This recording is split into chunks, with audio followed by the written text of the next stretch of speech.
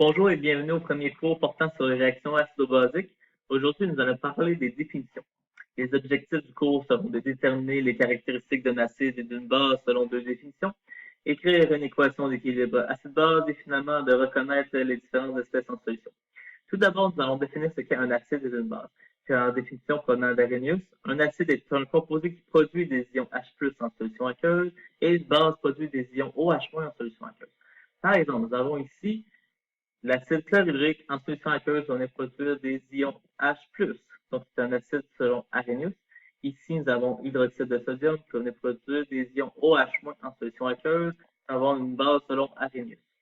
Deuxième définition, provenant de Brunstad et Lowry, un acide est un donneur de protons, de H+, et une base est un accepteur de protons, H+. Par exemple, HCl dans l'eau va venir donner un proton à l'eau, et puis il va former H3+. H3+, qui est le caractère acide dans l'eau.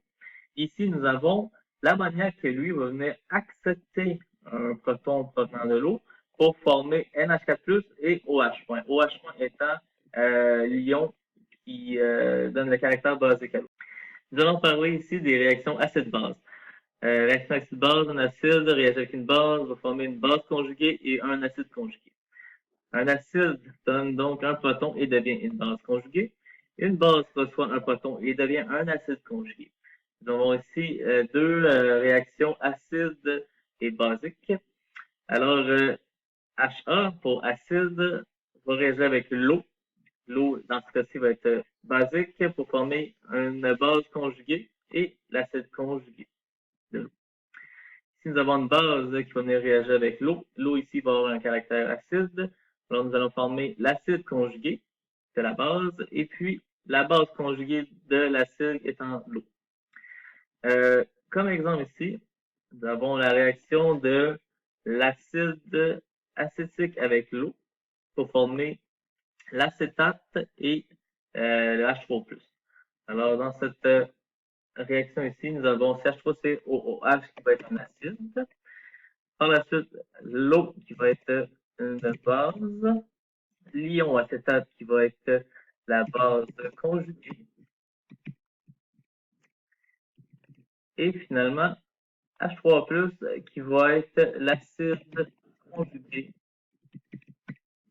de l'eau.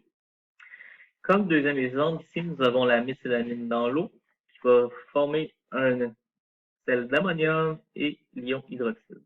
Alors, dans cette réaction-ci, nous avons notre méthylamine qui va être la base, l'eau qui va être l'acide, le sel d'ammonium qui va être notre acide conjugué, et finalement l'ion hydroxyde qui va être la base conjuguée de l'eau.